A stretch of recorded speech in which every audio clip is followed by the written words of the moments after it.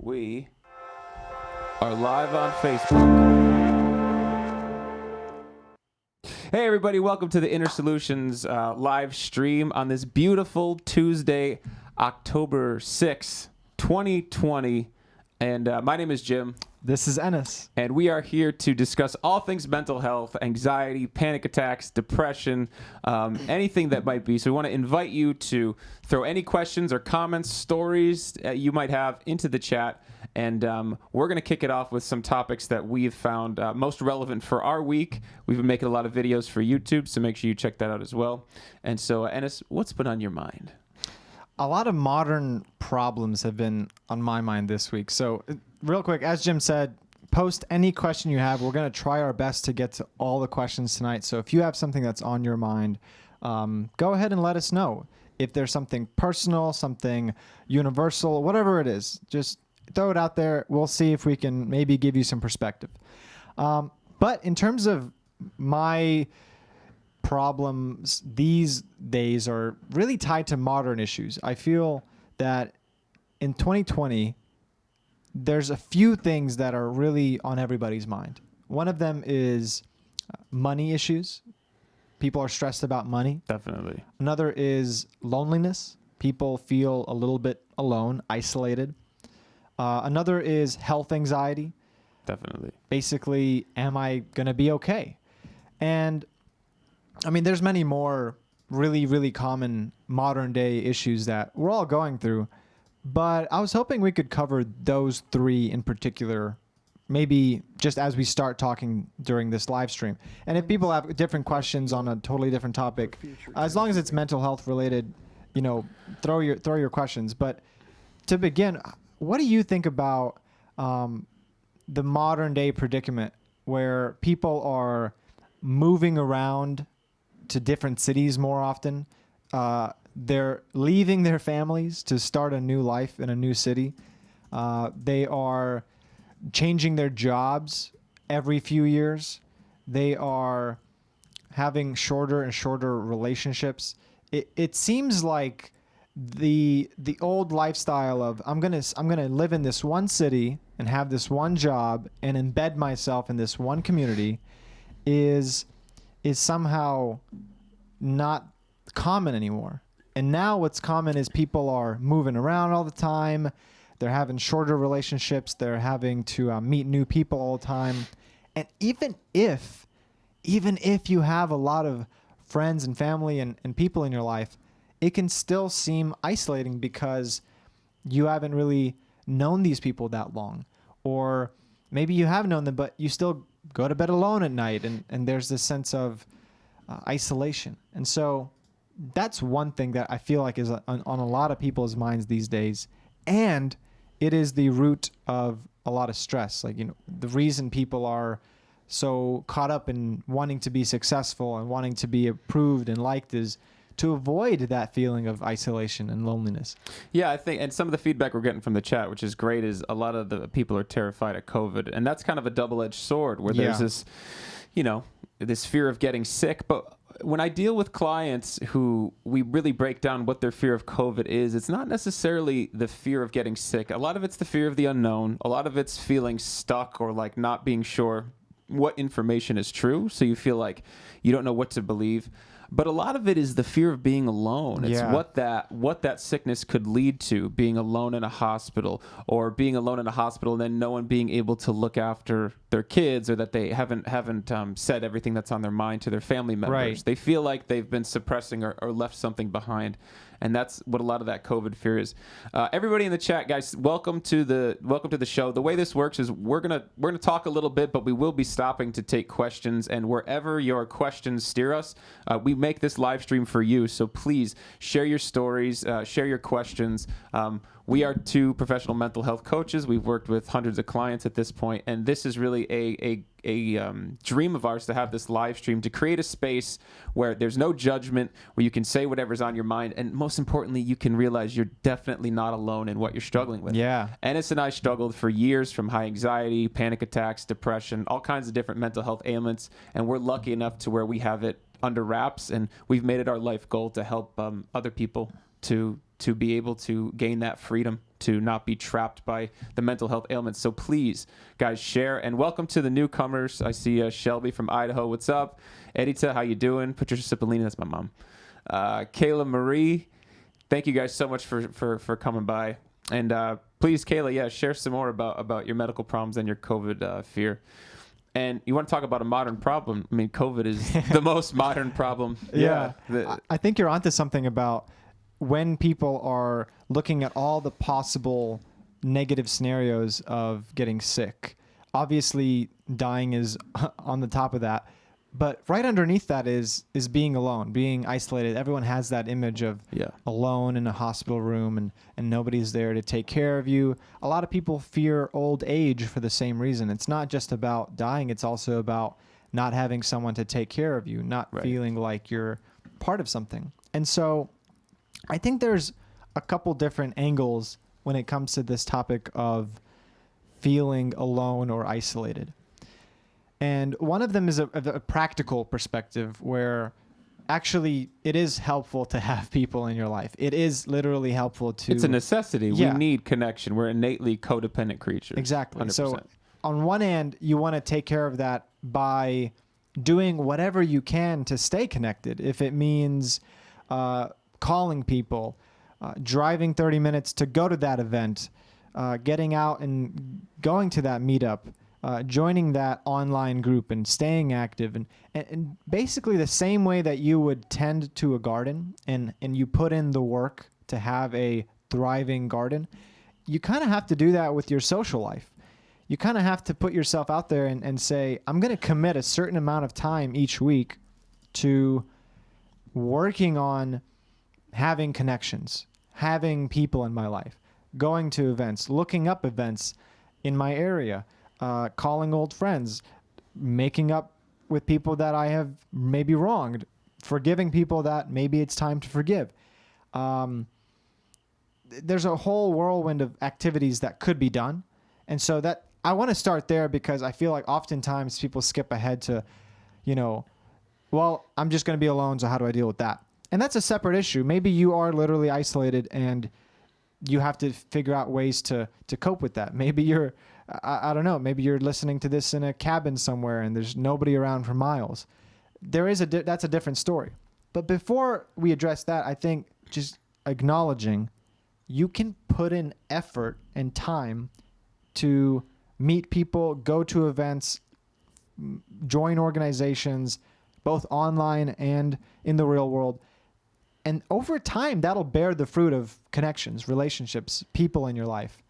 And as long as you have that long-term mentality of real relationships take a long, long time to foster, like 5 years at least, to have a real meaningful connection to where you can feel like I can now rely on this person if I really need some help. I can call them even when it's awkward. So that effort goes a long way. Now, the other spectrum of that is, let's say maybe you're just really isolated. You can't get out of the house for whatever reason. Maybe there's nobody around you for miles. Maybe you are just unable to interact with people. There's different situations we can get into where you are literally alone. And how to deal with that is a different question that it can get a lot more tricky. I think at first, the first obvious thing to notice is actually you're not alone because you still have the company of your thoughts. And if those thoughts are quite heavy, then you're in bad company. You're still in bad company. I wouldn't say bad company, but I would say heavy company. Heavy company. Heavy You're company. Right. Heavy company. Yeah. And it's not about pushing those thoughts away or rejecting them or denying some parts of you that are upset. But it's just acknowledging that there's people who are totally alone in a cave somewhere that are happier than me or you. And the reason for that is not because of some magic that they possess and we don't.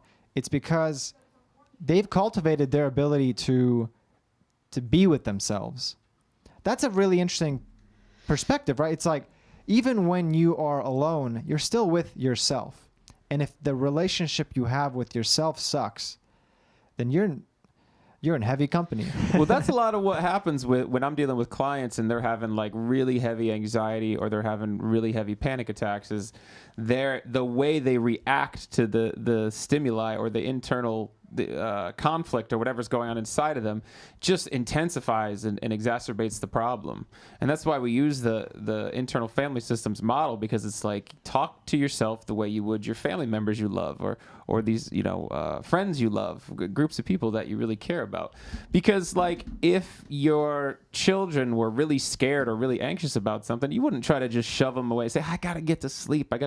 You could try, but they're going to get even more scared. It's not going to go away. They're going to come back over and over again. And it's the same thing with the internal relationship that you have with yourself. So if that's why I don't like the word saying you're in bad company if you're having heavy thoughts, because there's no bad thought patterns or parts of you that you have. But that way of thinking, like this bad part of me, it intensifies the heavy and the bad thoughts it is. You're all right. I'm very, very glad you kind of corrected that, because you're right. That's an important distinction. You're not in bad company. It's like there's just these parts of you, your thoughts, your process. For anyone wondering, Jim did not just disappear. He's closing the window over here. He'll be right back, I promise. But yeah, it's like it's like you're not actually ever really alone. I don't know how to put that in a way that doesn't sound corny or cheesy. People hear that and say, well, I sure do feel alone. And I think that's the practical element. Like here in the comments, we have someone, I did the saying, missing hugs, right? Self-hugs only work sometimes. That's a really good point. Yeah. Going back to what you said, we are physical creatures. And sometimes just having a hug can mean so much. Yeah. And that's hard to replace with just sitting there or reading a book or calling a friend. At some point, there's these kind of inner needs that do have to be met. And whatever you can do to meet them, try to do it, right? I've heard that there's organizations now that, I don't know if this is in every city, but they literally go around and provide people some form of physical comfort, like a hug or holding hands or just sitting next to somebody, right? And so they're not so much therapists or nurses. They're like these people who just acknowledge everyone needs some physical connection too. And so there's many elements to this feeling of something's missing, some loneliness. It could be your thoughts. It could be some emotional issue that's coming up. But it can also be something very, very practical, like you kind of just need a hug. And so it's good to look at both of those and all of the different elements that make up the experience of loneliness, and to address them one by one. And just like you would, when you're feeling bad, you can do an audit. Like, have I drank water? Have I gotten enough sleep? Have I ate food? Have I gotten a hug recently? Have I been believing my own thoughts too much? Have I been just stuck in a rut or something? There's many different aspects to it. But the point is, it's not something that you're stuck in. It's not something that's just like, oh, I'm alone now, and I guess I have to be lonely. It's actually something you can respond to in a multitude of different ways. And so I'm curious, Jim, like, you're living alone right now. Do you ever feel any kind of loneliness at night, or how do you deal with it? See, I make sure I get out enough, and I make sure I see people enough, because I know that if my sense of reality, like seeing other people, is something that grounds me on a regular basis. I'm quite extroverted, and I feed off of other people in a big way. But for me, it's also balanced with trying to be more comfortable being by myself. So listening to myself, doing some of the parts work we talked to, and I also just know there's just a hierarchy of needs we have as humans. We need food, water, shelter, obviously, and then on it is like social contact, validation, connection, physical affection, all those kinds of things.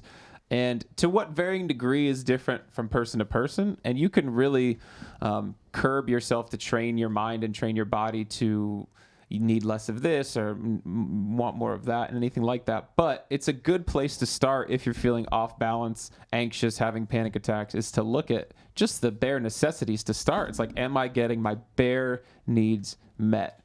And if you're not, then it's not so... it's pretty damn obvious what you need to do to kind of diagnose that. It's a good starting point. Let's take a look at the chat. We got some great people here. All right, let's start with Tina Bianco Jessen. Thank you guys so much for starting Inner Solutions. It's incredible what you guys are doing for humanity. I appreciate your approach. Tina, thank you. Thank you so much. Kayla Marie, how about wanting to leave an abusive marriage? And he says, if I leave him, he'd kill himself. Also, my dad would disown me. As sad and messed up as that sounds, I feel stuck. So that's a tough situation because, you've got this person who I assume there's some level of codependence, some level of you need him, they need you. And when there's these kind of threats, these, I guess you can call them manipulations, where they're saying, if you leave, I'm going to do this, I'm going to do that. That can be a really tricky situation. So in terms of where to begin on that, number one is I would try to get very, very clear on what's true and what's not true. So right off the bat, just start journaling and writing this down. Like, get very clear on what is really happening. Like, what have they actually verbatim said? What have they verbatim said? Not what you think they feel, but what have they verbatim said? Is there any text messages that have said that? Is there any voicemails? Gather some evidence. You're not like going to case or anything. You're not like going to trial or anything, but you're just getting clear on, here's the facts. Here's the status of my relationship. And then try to involve people that you trust, like someone who is emotionally stable, someone who is just got it together per se. And run it by them, someone who knows your situation well, and say, here's where I'm at. Here's the things this person is saying. I want to leave, or maybe you don't want to leave. Maybe you want to try to fix it. Maybe you want to try to, salvage the relationship somehow. But whatever you kind of get clear on, like, here's what I really want. Here's what they're saying. And what are the barriers, right? Because one barrier is obviously you care about this person. You don't want them to hurt themselves. It feels like a responsibility to stay. So right off the bat, you got to get this person care in some way. Now, you don't have to do that. You could just leave and they can take, whatever decisions that they take from there is their responsibility. But one step could be to help them get care. Another step could be to just go into some form of counseling together, going to agree upon some metric of, well, if we're going to stay together, we have to try to fix this. And if we're going to try to fix this, here's how we're going to try to fix this. It can't just be an occasional conversation.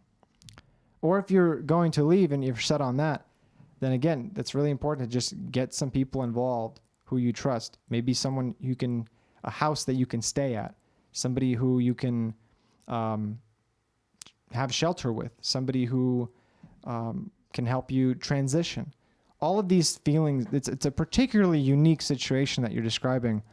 And what can help is to just, number one, get a lot of clarity on what's true, what is not true, and what are your options. Do you have money to leave? Do you have a place to stay? Do you have someone who you can call to get them support? It all depends on all of these factors. So that's a general question. That's a general response to a very specific question. If you would like to, feel free to schedule a call with us. We do a free session with anybody who has never spoken to us. So if you want to have a 45-minute call with us for free just to help you out, feel free to schedule a call and we can get into some of the more detailed aspects of that. And that goes for anyone listening. If you've never spoken to us before, if you've never had a session with us, schedule a call. Reach out. We'd love to talk to you. We'd love to get to know you. But beyond that, that's the best general answer I can give. As far as scheduling a call, you can message us here on Facebook, right? Mm-hmm. Yeah, private messages here on Facebook, and we'll give you the link to schedule a call. Kayla, I would also I would focus also on, if you're not in a rush to get out, if it's not an immediately threatening situation, and you're trying to figure out what's going on, I would get in touch with the part of you that is absorbing the abuse. Like, what is the type of abuse? Is it physical? Is it emotional? Is it, and get really intentional about understanding in yourself what's triggering in you. And then beyond that, Kayla, it's like, if this is somebody who really is threatening to kill himself and you think he'd follow through, he needs support. Like, he needs some kind of support. A boundaryless relationship and a boundaryless life is it's completely unhealthy, and it's going to affect your mental health so drastically. And you also just have to accept there's some situations that there's just no great answer. Like, there just is no perfect answer. And so what you're looking for is to do what's best for you. If you have children involved, considering that as well, like Ennis was saying. But that being held hostage in a relationship, not only just by abuse, which is one form of hostage, but also by threats like that, you're never going to really know if he's 100% going to follow through on doing something like that. And you're just walking ground. So coming up with that intelligent exit strategy, like Ennis was saying, making sure that you're making yourself as safe as possible and you're as prepared as possible to move forward, because that's it's a toxic situation that's going to impact you heavily. I totally agree. And just one thing to add is do something, right? If this is the 10th time you've asked a question like this, then you don't have to gather more information. You can call the suicide hotline and see how if they have a resource for him. You can call other professionals who may be able to provide help for this person. But at some point, you kind of have to take a step forward and say, okay, I either need to leave, or they need to change, or something fundamental needs to change, but I can't stay in this situation, clearly. Yeah, find some gray steps you can take. It doesn't have to be all or nothing. It does not have to be all or nothing. It could be a small step, like making a call, making an appointment. Yeah. Just having an honest conversation, but don't put it off. That's a tough one. Donna says, I stuff my emotions all the time. Donna, please tell me more. And please understand that suppressing and stuffing your emotions is the fast track to a highly anxious life. And with all my clients across the board, the number one thing that causes them anxiety is suppression, or the fear of speaking out, or the fear of just being more transparent and sharing how they really feel. So Donna, can you give us some context about the emotions that you stuff? Kayla says, beautiful guitar in the background. Heck yeah. Donna says, we miss our hugs. Elbows are cute, but I love a good squeeze. Yeah. Are you down with the elbow thing? It was the elbow thing? Yeah, like elbow. I guess it's safe. You got to be safe. I mean, me and you are in a closed room, so. No, not us right now. Okay. Lisa says, many residents in nursing homes are feeling lonely, especially with visits restricted due to COVID. Yeah, my grandmother's in one, and she's doing all right, though. She lived alone for like 40 years. And it just says, human connection is a must to live a fruitful life. It's a necessity. Absolutely.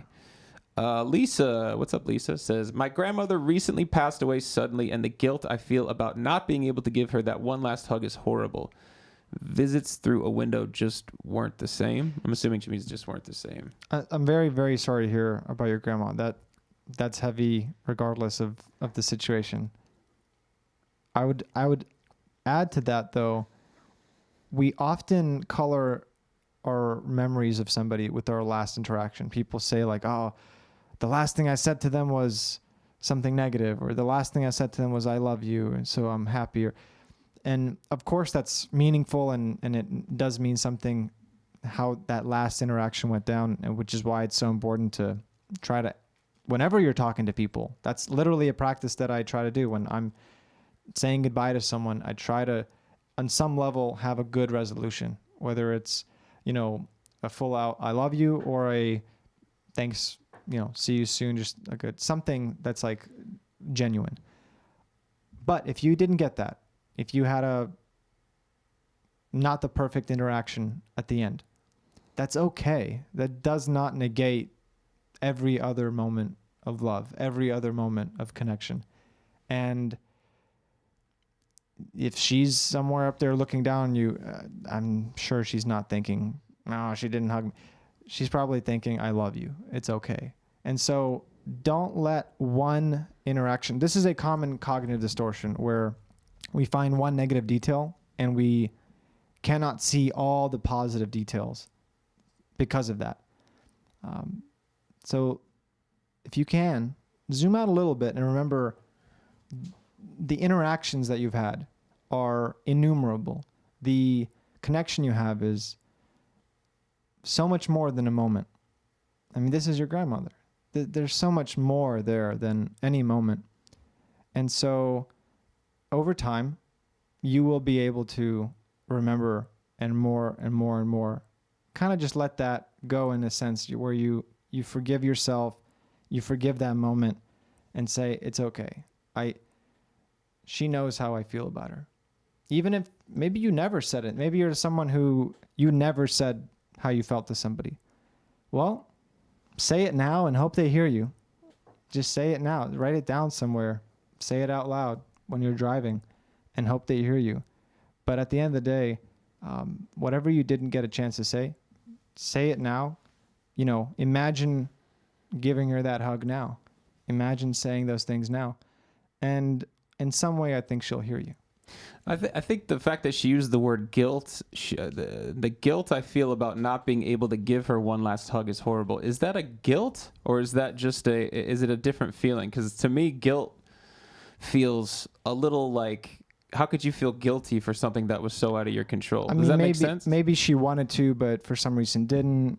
Maybe she felt like it should have happened, but didn't. But yeah, guilt is an interesting word there. If you'd like to expand on that, feel free to. Yeah, let us know if it's something you feel guilty because you had a bad last interaction, or maybe that word guilt is wrong. Maybe you just feel the frustration of not being able to see her, or the sadness of not being able to see her, because it's really important to distinct the emotion, because it's a total different diagnosis of what to do and how to deal with it.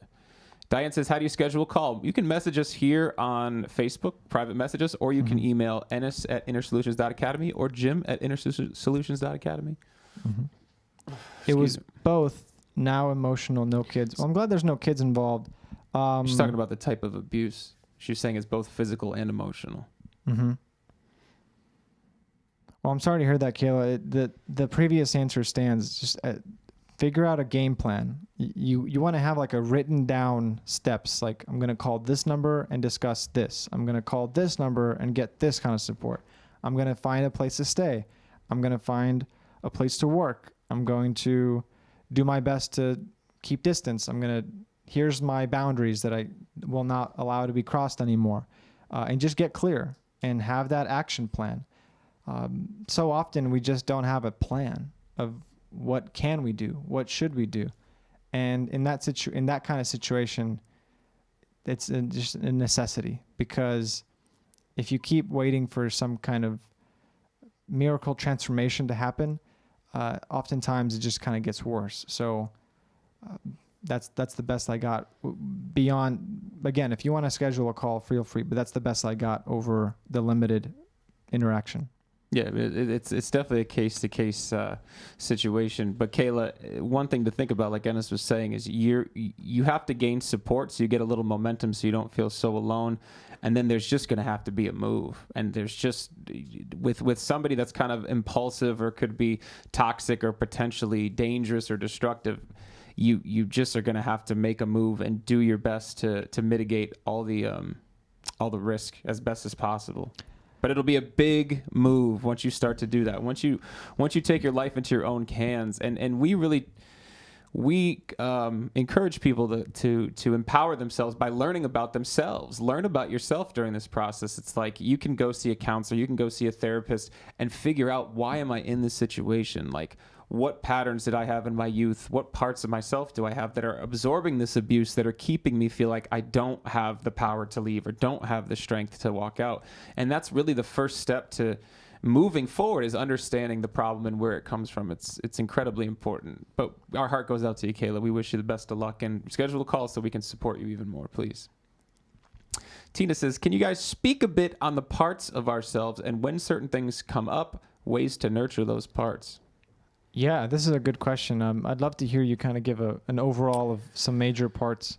Yeah, so parts, So we talk about this all the time on the stream, which is like you as a person are much more a city than you are one thing. You are this conglomerate, this corporation, this whole universe of thought patterns and physical systems and emotional systems and a brain with all kinds of different parts. I mean, you are a complicated system. So when we talk about parts, and we talk about this specifically in coaching, is that you have all these different parts of yourself, almost like these unlimited separate entities that live in you. And you can tell this, for example, if you're on a diet and you're thinking about having dessert and you have two opposing opinions. We would say you have two kind of parts there.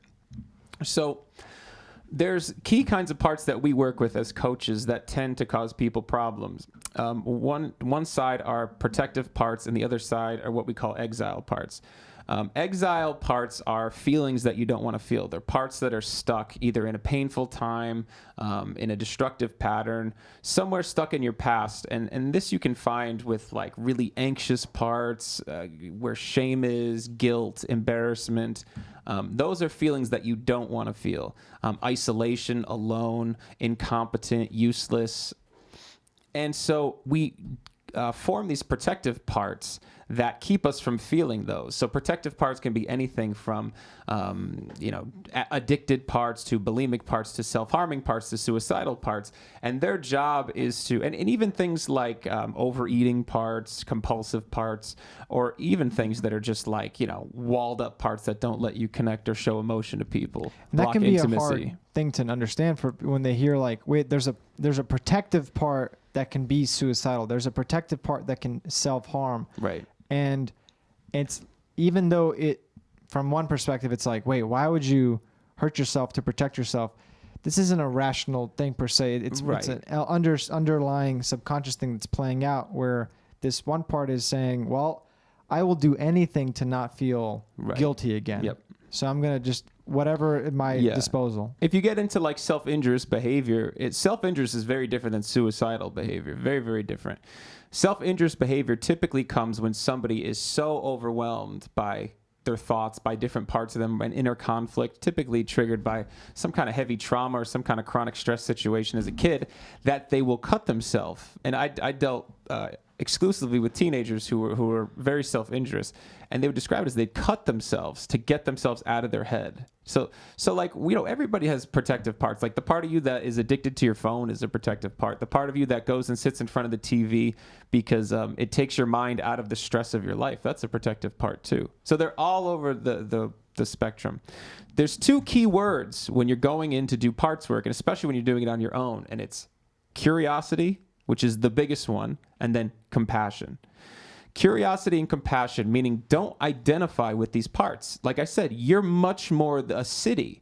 So what the parts need is a mayor, a president, a CEO, a mother, a father, a head of kind of the household, the internal household, that can mitigate parts, that can calm them down, that can soothe them, that the parts can attach to, that can manage everything that's going on within itself. Because you're not really choosing these parts at all. What happens if you're not versed in parts work, or you feel like you're getting overwhelmed and knocked around, these parts are so overwhelming, and they feel like there's nobody at the helm, and so they don't trust anything to manage them yet. So they'll just take over, and they think they're doing what's best. And that's why the curiosity and compassion is so important, because all your parts are doing what they think is best to survive. Their intention is great. Their methods might really suck, which is common with people with like compulsive behavior or unhealthy behaviors, but the intention is always there. So when Tina asks about ways to nurture those parts, so as far as like managers, they need that compassion and curiosity. But as far as the exiles, the really sensitive parts, the really scared or anxious parts, or the really worried parts, or the really hurt and painful parts, the best way to do it in a nutshell, without really getting into the model too deep, is to talk to them as though they're your children, a loving friend, to talk to them as though they're somebody who needs to attach to you, right? So working on, as far as a lot of compassion, a lot of reassurance. And you have to think of it, if you're starting parts work, that you're literally walking into a room where nobody knows you and introducing yourself.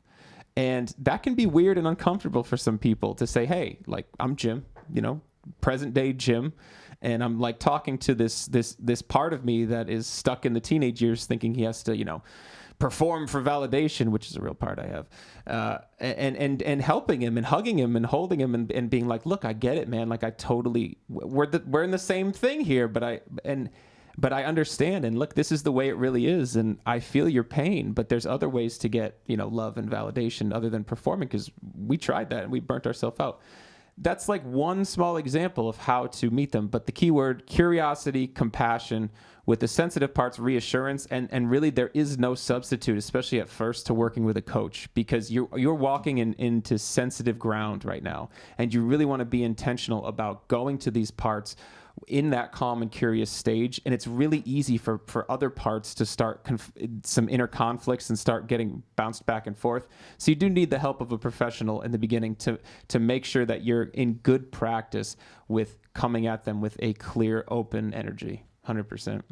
Yeah, man, that was a good description of IFS in general. If anyone's curious about that, you can Google IFS therapy, and there's a lot of videos and books on it. Yeah. It's a beautiful, beautiful method that if you have tried talk therapy and cognitive behavioral and it didn't work for you, then I would give this a shot, because this really helps people who everybody, they maybe have tried everything else, and this is like a last resort that helps a lot of people. Yeah, it's very universal and 100% holistic. Not in like the new agey kind of woo-woo sense, but in the holistic as in it's your journey. Yeah. Yeah, you're dealing with your system. Well, it has to be, right? It's all your parts. It's all your parts. But the other thing too is, like, traditionally in therapy, we talk about this attachment figure, which is like the secure figure for parts or for people. That traditionally was the therapist, and this teaches you to be the attachment figure. It teaches you how to stay grounded, how to not be overwhelmed, how to feel emotion, but also still be there without being overwhelmed and just flooded by emotion.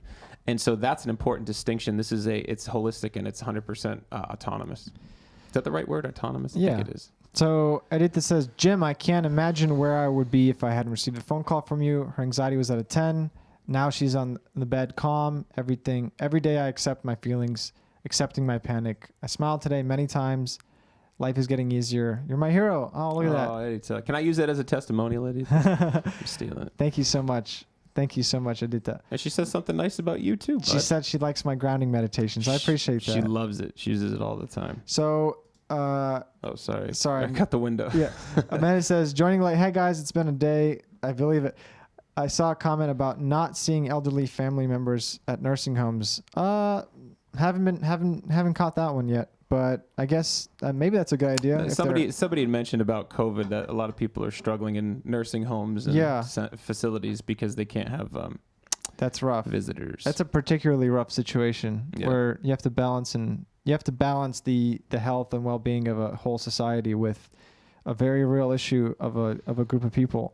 Let's see. Amanda says, it's been a while for me since I let panic encroach upon me, but this past week, definitely caused lack of sleep. Tried to hear that part, but it had more to do with people I love immensely more than it had to me.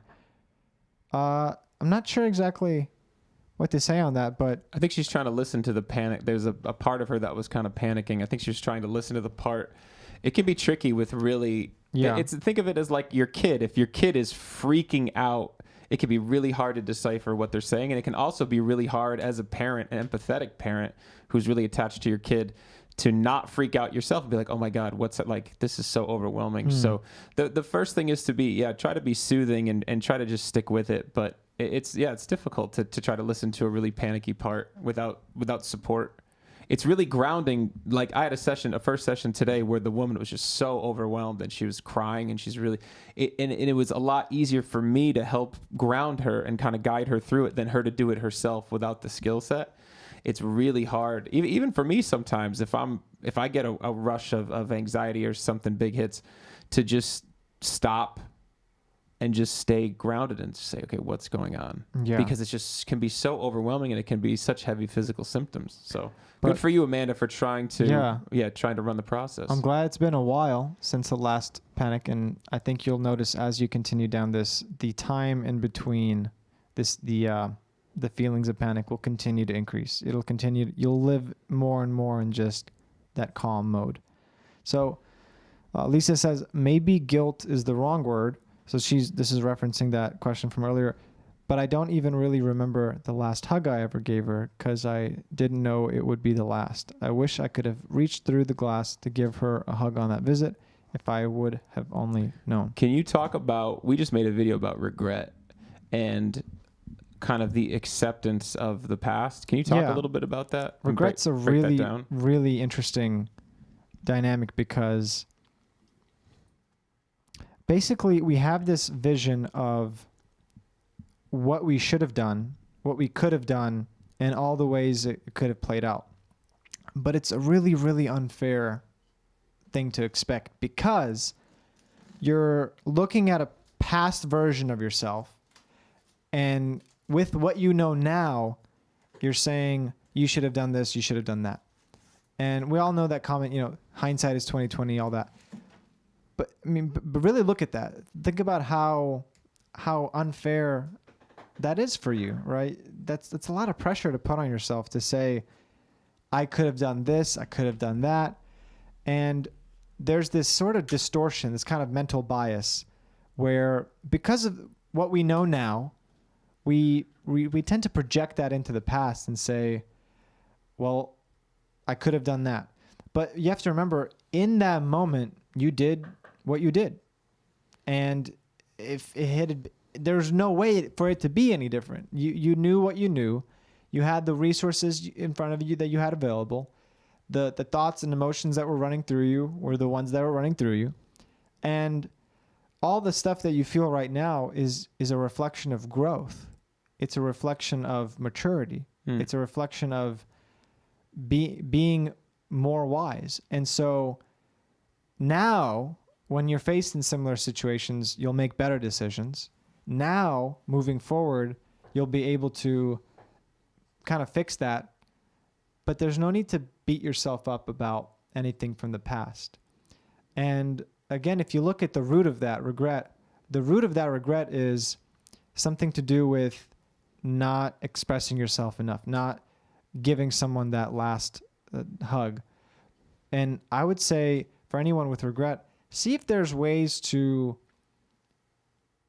find the root of that regret and try to resolve it. Sometimes people, for example, let's say that you regret never going to school. You think, oh man, if I had only gone to college, I could have done so much in my life. Or if I had only learned that other language, I could have done so much. What that might be pointing to is on some level, you're not totally satisfied with where you are right now. And so you get pulled into the past as a way to kind of beat up on yourself to say, well, because of those things in the past, that's why I'm not happy right now.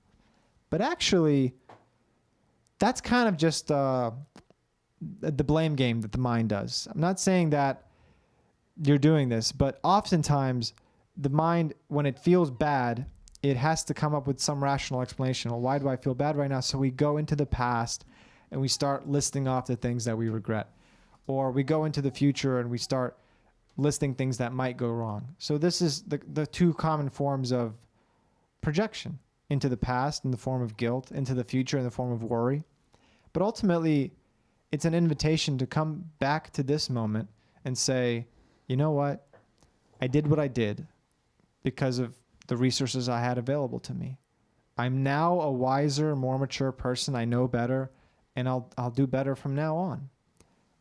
But beyond that, it's okay. I can still show affection to the people around me. I can still maybe tell that person who passed away on some soul level that you care about them and that you're sorry, or whatever you need to express. You can still express. You can still let it out. 100%. I think it's very beautiful what you said. Tiffany says, dealing with your own anxiety, depression, just pure stress. I find it so hard to help others mend when you can't mend yourself. How can you help lift the weight off your own shoulders? Are you talking about the weight of trying to help other people, Tiffany? Because there's definitely a balance, but more so the altruistic thing is we don't recommend that as far as putting other people in front of you. We adhere to the oxygen mask metaphor, meaning that you can't help somebody else secure their oxygen mask until yours is secure, because if you can't breathe and you're not functioning, you're not going to be able to help others. And in terms of how, it's really just about saying no more often, right? Like, it's boundaries. I mean, it's basic boundaries as far as helping others. But Tiffany, can you give us some more context? Because I feel like we need a little more specificity as far as in what other ways are you trying to help others mend? And in what ways are you trying to mend? Yeah, so please do give some more context. I think for now, just the best answer we can give is to set those boundaries, to get clear on like, how much time do you really need for yourself? A lot of people don't know that. They don't know that I need 3 hours a day, or I need 2 hours a day, or 5 hours a day to myself. Maybe you only have 30 minutes, but you really need an hour. You got to figure out how to get that extra 30 minutes. What can you cut out of your life to get that 30 minutes so that you have an hour? You see what I'm saying? Getting clear on what is it that you really need, and then looking at what's in between that to make it difficult. Some people realize that, if I need 2 hours to myself every day, then I better get up 2 hours earlier than everybody else so that I can have that morning time to myself, and then go to bed earlier. And that helps. Maybe I need to stop going to that social event. Maybe I need to say no to that person. Maybe I need to spend less time on my phone or playing games, or whatever it might be for you. Maybe there's a job, you have to find a new job. Sometimes it can require a big life transition, but oftentimes it's just a little bit of planning and intentionality around, I need 2 hours to myself. How can I get those 2 hours, and how can I defend them? How can I defend them to where if people start asking for my time, I'm like, no, I sorry, I can't. I would also say, Tiffany, as a recovering fixer / healer / wanting to getting my own self-worth off of feeling like I helped other people, what is the need that mending others fulfills in you? Where is that? Like, what is that part of you that feels like it's your job to fix other people? Like, obviously, you can care about other people. You can be compassionate. You can be loving.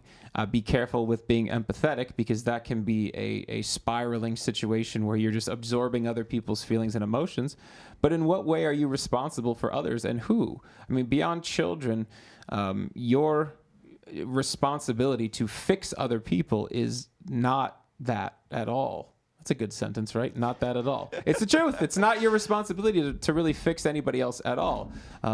So beyond a professional situation, unless you're a therapist or you're somebody who's been hired to help, your responsibility is to take care of you, set boundaries. And the truth is, you have the most impact on your network if you are at your happiest and healthiest, if you are firing on all cylinders, because they will non-verbally and verbally absorb your behavior and just see and be inspired by how you live your life. So the best way you can help others is to live and be as powerful, as free, as open as possible. 100%. Bam.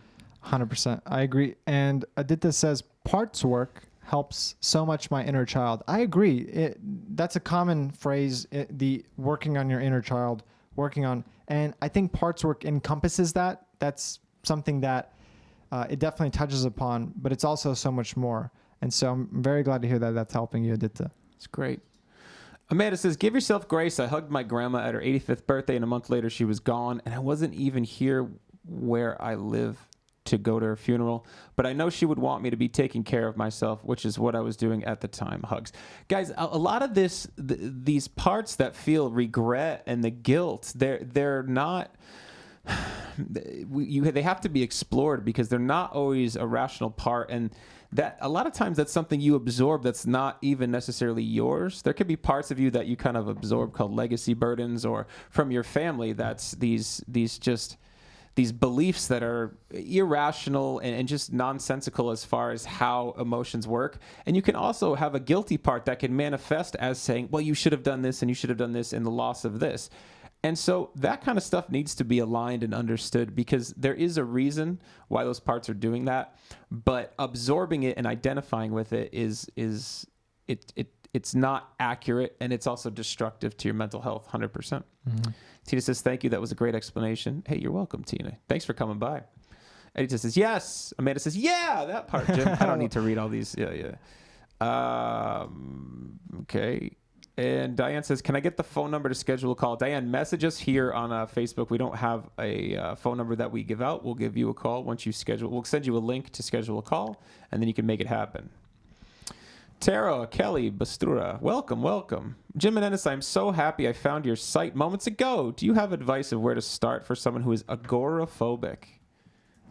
So, yeah, at first, what I would recommend is kind of getting clear on where this is coming from. Like, well, what is the worst case scenario that could happen? Is it, if I go out, I'm going to get sick? Is it, if I go out, something bad's going to happen to me? I'm going to get kidnapped. I'm going to get hurt. I'm going to get overwhelmed. A lot of the time, this relates to the fear of when I'm in that particular situation, there's going to be a particular bad event or bad sensation that follows, okay? So basically, you're, number one, you're predicting the future. You're saying, I already know if I go to that place, this is going to happen. And maybe it does happen. Maybe there's like 100% correlation between every time you go to the grocery store, you end up having a panic attack.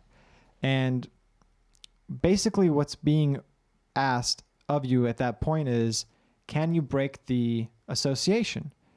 Because that thing that you think is going to happen is going to continue as long as you're running away from it. So this is something we call the feedback loop. And let me know if this is something that's relevant to you or not. Most agoraphobia is based off of having a panic attack at that particular situation. If yours is something different, just let us know. But I'm gonna assume that's the one because it's the most common one.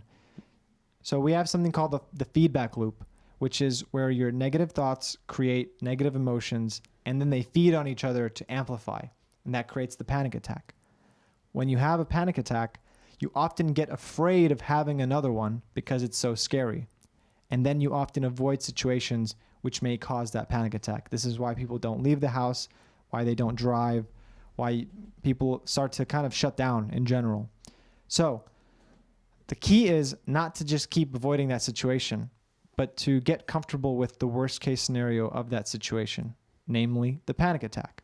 When you can get to the point where you're saying to yourself, I don't care if I have a panic attack at the grocery store. I don't care if I have a panic attack while walking on the street. I'm going to be okay. Then you face it. And I've known people, clients that literally go to the store where they get their panic attacks on purpose to induce one and to get it over with, to say, I'm tired of running away from these. Ultimately, that's really one of the main ways to overcome panic attacks, is to say, to see very, very clearly, this sensation cannot kill me, cannot make me go crazy, cannot do anything to me. Therefore, I'm going to allow it to be here. And I'm going to allow it to be here so totally that there's just no resistance. And when there's no resistance, that breaks the feedback loop. There's no more thoughts creating emotions, emotions creating thoughts. Now you're basically free of it. So this is a summarized version of how to get over a panic attack. We have many videos on that, so go to our YouTube. Anyone watching, go to our YouTube channel, Inner Solutions. We have a lot of videos on all sorts of stuff related to mental health, including how to get over a panic attack. So watch that video if it helps. Let's send Tara. We're going to send her a copy of the ebook, too. We're going to send you the Panic Response Plan, Tara. Shoot us a message here on Facebook just with your email, and we'll send you the Panic Response Plan. It's an ebook/audiobook that talks about how to deal with a panic attack, and it's going to be perfect for dealing with this situation. I hope that helps. So Lisa says, answer. You did a good job. Thank you, buddy. I got to make sure. Yeah. I appreciate that. Yeah, you're very good about praise. That's you're doing a good job. You earned it. Thanks, man. Good boy.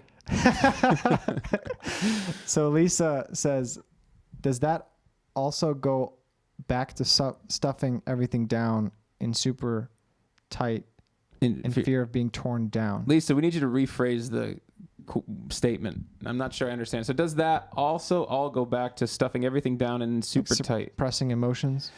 I mean, the thing about suppressing emotions is like it makes you feel bad. So anyway, there's kind of the key to releasing your emotions is getting in touch with these parts of you that feel like they can't say what's on their mind, and figuring out what the fears are. You can write them down. You can do some inner work with a coach to listen to them and get in touch with them so that you can soothe them and coach them yourself and say, hey, it's okay to disappoint people. It's okay to go against the grain. It's okay to say something that people don't like. It's okay to have an opposing opinion. And then to just get really clear, like Ennis was saying, about what is the fear behind the suppression? Why is it happening? That's like the first step, the emotional step. And the next is just doing it, figuring it out in your motor function, the exposure, following through, coming back, kind of reflecting on what happened, how did it go, and then just repeating over and over again until you're just totally aligned physically, emotionally, and mentally about saying what's on your mind. It's such a necessity for health, such a necessity. Amanda says, boundaries, boundaries, boundaries. Easier said than done. And trust me, I'm not perfect at it. I have to make myself practice self-care. Journal, make a good meal, bubble bath, professional massage, manicure, pedicure. For me, I listen to a lot of podcasts and music. Self-care is a must when you feel the pressure of your family on you. I love that. I would add boundaries, boundaries, boundaries is another way of saying honesty, honesty, honesty. 100%. Saying what you mean. Saying what's a great point. Give me that elbow. Give me that elbow. It's a great point. It's another way of saying there's these thoughts, feelings, needs that may not be getting expressed. And the more you express them, number one, so many times people tell me people don't listen to my boundaries. People don't listen to my boundaries. When in reality, they don't know your boundaries because you're not speaking up and telling them what your needs are. Yep. And it's not enough to say it once. You have to kind of say it again and again and again. That's okay. Don't blame people for that. Just if somebody is doing something that's crossing your boundaries, or in other words, causing some damage to you, it's okay to say that. You don't have to, now, to be fair, if you're having a lot of, let's just say agitated thoughts where you wouldn't normally be saying this if you were in a more calm state. I know for me, it's like I'll have negative thoughts sometimes when I'm hungry or tired, and I don't say those thoughts. And to me, that's different from holding back. It's just a recognition that actually this is just an unskillful thing to say. I don't even believe this. But if it's something that I really do believe and I really do feel and it comes up again and again, then share that, because now those people know your boundaries. They know your needs. They know what you kind of need help with. And then if they don't do it, then it's a crossing a boundary thing. But before that, it's just a lack of communication. And this is how you weed out and bring in really deep, wonderful relationships, is you're transparent and you're honest. I deal with a lot of clients, and this happens in stages of my life too, where I realize I'm trying to be something. I'm trying to fit into a certain place. I'm trying to get a certain amount of people to like me, and I'm not being open and honest. And then I feel lonely or I feel disconnected. And it's like, well, of course I do. I'm not being myself. I'm not being the deeper me. Yeah. I'm trying to fit a mold that's just not for me. And so if you don't have connection, look at what you're putting out there. Look at what are you surrounding yourself with? Are you people pleasing? Are you trying to fit a certain mold? Are you trying to be a good girl or anything like that? It's like you're not going to harvest great connection in any way by that. And don't be afraid to give people the boot if you need to. That's a really, really, really good point. Like, thanks, man. Thank you for saying Give that. That elbow. Basically, when you're going through that transition of starting to speak up, starting to be honest, some percentage of people are going to be like, I don't want to. And yeah, there's going to be a cutting off period, a losing connection period, because if you have been putting up this kind of persona this whole time and the people came for that persona, it's like being an artist who you love country music and you're just putting up all these rap songs. And a lot of people who follow you are there for the rap songs. And then one day you stop posting rap songs and it's all just country music. Yeah, you're going to lose some followers. Right. That's okay. But the new followers are going to love you for the right reasons. They're going to love the more authentic part of you. And so I love that. It's important. It's important. Tiffany says, I have one son and two stepdaughters with everything going on in the world right now, just trying to stay positive and be the rock. Sorry, I'm not really sure how to explain, but thank you. What you both said does help. I get what you're saying, Tiffany. I mean, trying to stay positive and be the rock. There's this great new term called toxic positivity, which is basically when you just try to bullshit your way into feeling good. Does that make sense? Yeah. You say things that you just don't mean, or you try to put on a positive spin on things. And I would say I get it, and I'm not judging it. But what I find works for myself and with clients is just being honest about the fear. There's a way to be scared. There's a way to be anxious that's healthy, and that can actually unite you with your family or anything. Yeah. And I'm not saying let your anxiety take you over, or don't work on, working through it. But what I'm saying is the transparency and the honesty with your family. If they're feeling anxious and you are too, you're getting persona fatigue from trying to put on a happy face and try to keep everything on an even keel, where you could maybe sit around the table and say, guys, let's express ourselves and let's work together to see what, how do we feel and what's real and what's not. Mm-hmm. And that way you're opening up the conversation for a real deep connection, and that connection can help bridge the gap from that anxiety. It can help you feel connected. It can help you not feel alone, which is can be such a great antidote in so many ways. 100%. We got Adita and Tiffany kind of giving some comments to each other. Amanda says, yes, right now, Thursday is my self-care day. Rest and catch up on stuff because of work. I love it. Tara says, thank you. Journaling helps. If you don't like to write, record yourself. I agree. If you don't like to write, record yourself memos. Some kind of way of getting it out where it doesn't have to always be a person. It could just be, some people talk to their pets. Some people talk to their plants. Just find a way to express yourself. Lisa says, thanks. Salvador says, poop in public bathrooms. What does that have to do with anything? I have no idea. That's probably about right. That is that's a challenge that I have. I know I have trouble going to the bathrooms in public. Yeah. Why? I don't know. I think that the little slot underneath and the little slots in the sides of the door, it feels like it's not really a door. It's just kind of like a loose curtain. So you think someone's looking in at you? It'd be nice if it went all the way to the ground, like a real door. I'm tired of all this privacy, but I'm tired of this because it feels like you just want to get the no doors. No, I don't know about no doors, but I want to move towards no doors, because then we're just we're cutting off the source of a problem, which is everybody poops. There's a book. It's called Everybody Poops. Yeah. Right? Parents, you know about that book, right? Sal says smoke weed. Don't know what that has to do with anything, but all right. Maybe he's saying that's a way to help with some of the issues that people are going through. That's how he poops in public bathrooms. He smokes a little weed before he poops. All right. Dave says, yes, this is so true about persona, losing the people, pleasing. Yeah, I mean, this is a really, really big thing with people. It's like there's one theory of self-esteem set. There's many different theories about how self-esteem works and whether it's even worth going into. But one theory is basically, to get real self-esteem, you need to get real praise for being yourself. So let's say that you hate singing, you hate dancing, and you go do this theater thing, and you create Hamilton. And everyone's like, that was the best play ever. You're such a talented dancer and singer. Oh, my goodness.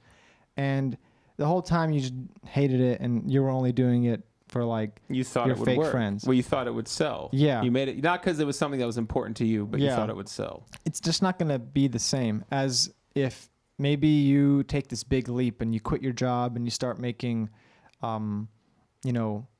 And this is kind of tied. These examples are not the best because they're tied to things that you do.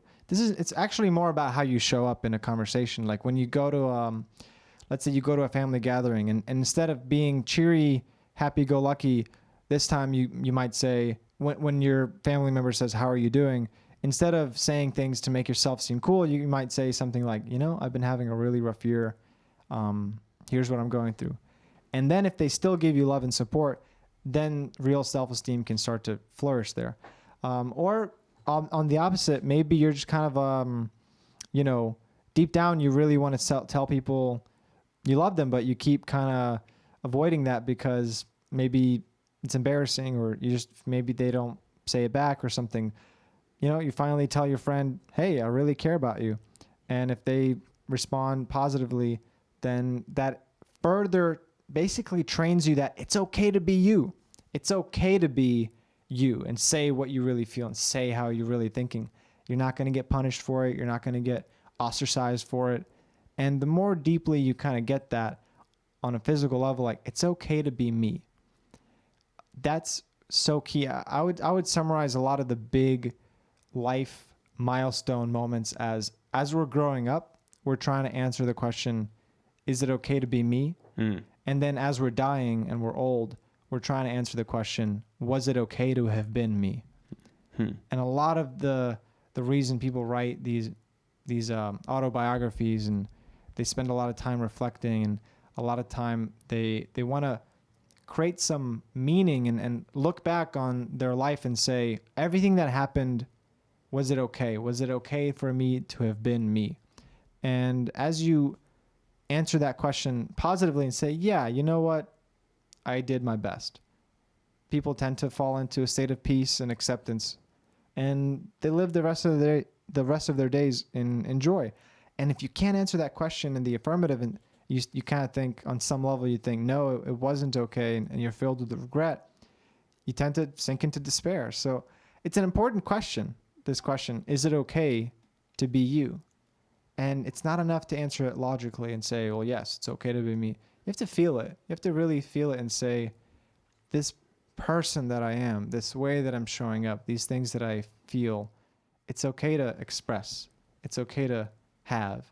And yes, it starts with you accepting it, and then other people will also, and then further and further, it's kind of a snowball effect from there. I agree 100%. I would go on to say that the key component to me being able to work through anxiety, panic attacks, depression, whatever, was being as me as I possibly could, as raw, transparent, anything that I was embarrassed about. I mean, I've recently, being back in therapy and really mining out even more, another layer of this stuff, I've had to go back and do repairs with people that I care about, just with stupid lies that I've told, with things that these protective parts of me that want to cover up embarrassing things or whatever. And it doubles the embarrassment, but it's necessary in feeling that pain to help those parts be like, hey, we're going to do this. Like, we really need to do this. We need to be transparent. We need to be honest. Whatever you feel, whatever you are, whatever you're thinking is okay. And even if somebody else has an adverse reaction, even if somebody else has a distaste for what's going on, that's okay. There's no, I think of it as kind of your soul's need to breathe. And that's you being open and honest. Now, the tricky part of that is you may have been kind of BSing your way for so long that you don't know what it feels like. So you have to work your way back to doing that. And there is no better way to spend your time, resources, any energy that you have than to get more in touch with yourself and come at the world and other people from a deeper, more core, more honest and transparent state. So I just want to echo what he's saying, because it's a beautiful thing, what you were saying. And this was, well, hey, thank you. Amanda says, I talk to my dog Odie Bear every day. He loves me the most. Nice. I love it. Nice. I talk to Millie all the time. She's not here right now. Dan says, by journaling, I'm finding that stress is a huge trigger for my anxiety. Yeah, across the board. I mean, just in the release of the cortisol into your fight or flight going off, Dan, that's going to be causing those physical symptoms like crazy. That's a big to overcome, because I'm faced with whether I like it or not, but have been focusing on handling stress better now that I know it's a trigger and affects my life and health. Something I'm going to have to overcome. Sounds like a chore, man. Sounds like he's thinking it's something I'm going to have to overcome. Yeah, you actually don't have to overcome it, but if you don't spend the time and the resources to work through it, you're just going to keep suffering, unfortunately. And that's the choice that you kind of have. But I think he seems like someone who'll definitely take action. He's a great guy. That's a really interesting phenomenon of life, where if there's some part of your life that needs to be addressed, it's almost like life will make things worse and worse and worse until it's addressed. 100%. That's like what rock bottom is. Yeah. Yeah. If you have for example, if you have a job and you start to feel like it's time to go, and you don't go, then it'll get worse and worse and worse. And then eventually you're like, I gotta get out. And if you don't do it then, it'll get worse and worse and worse. And if you are lucky, you'll get fired. And that'll be a grace that you couldn't do it yourself, so life kind of just pushed you out. So this is a bit of a controversial statement. I don't know if I believe this myself, but this isn't a perspective that may be helpful to some people. But the idea is that our chronic pain and the physical pain that we may deal with on a day-to-day basis, maybe you have a some sore spot in your back that just won't go away. Maybe you have migraines or some other sort of daily chronic issue that's causing pain. Sometimes, not always, I have heard cases where people, once they address some underlying emotional issues, that the chronic pain goes away. And it was almost as if that life couldn't throw anything else at them. It was like, we've given you this situation, this challenge, this struggle, and you just are so hard-headed that you won't let go. And so eventually you develop a chronic pain that hurts physically, and it hurts so much that you just can't even go into the future.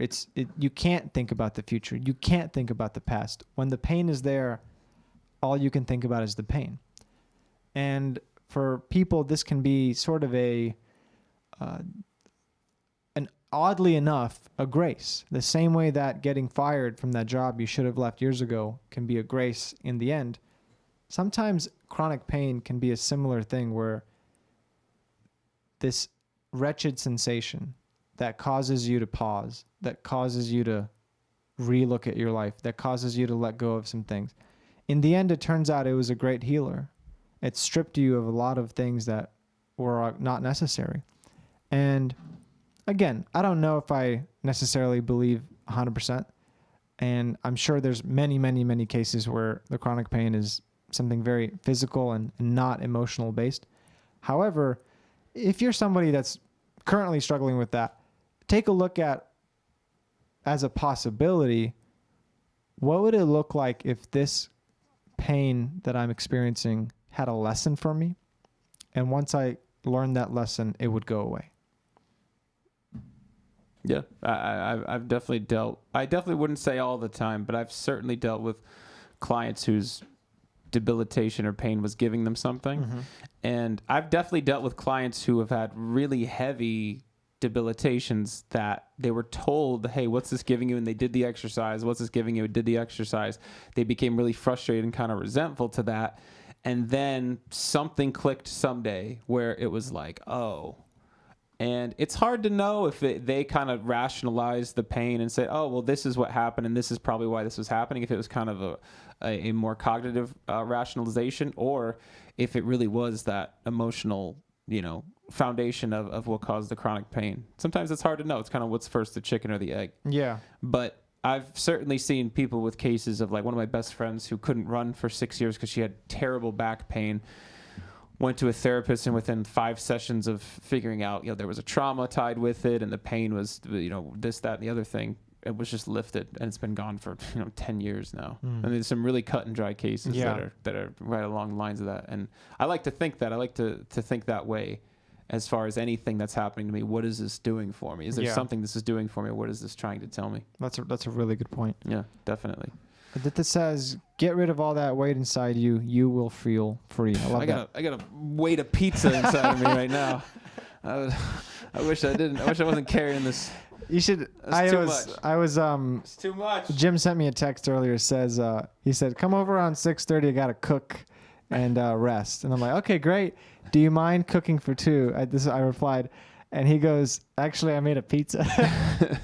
I was tired, man. I like that you used the word cooking. I cooked earlier today, and then I forgot it. Yeah. Well, I love it. No, it's funny, man. Well, I think Sal says nobody can be you, and it's true. We're about to wrap up here. This is. If any final questions, bring them in. I just want to say, if you want to reach out to us, if you want to have a session and have like a 45-minute call for free, if you've never talked to us before. Please reach out. send us a message here on Facebook or send us an email at hello@innersolutions.academy, or if you want to talk to one of us directly, you can put ennis@innersolutions.academy or jim@innersolutions.academy. There's no .com on that. It's just innersolutions.academy. So please reach out and subscribe to our YouTube channel. Check us out, Inner Solutions. We have a lot of different videos that cover a range of topics. And yeah, thank you so much for being here. But I guess just to end, as Sal says, nobody can be you. Really, that's true. Nobody can be you. You are a unique expression of this moment. And even if it's not a perfect expression, it's you. And it's all you got. So it's really worth giving some time to. Hey, man. Yeah, it is worth giving the time to. And like, just remember, guys, no matter where you are, no matter how long you've been suffering or struggling, no matter how intense it's been or how long it's been, you are never stuck. You might just need some support. We're here to help you in any way that we can. So send us a message if you need anything. Hit up those emails. Check out the YouTube page for free content. For Ennis, I'm Jim. We're Inner Solutions. Thank you guys so much. Lots of love to you and good mental health.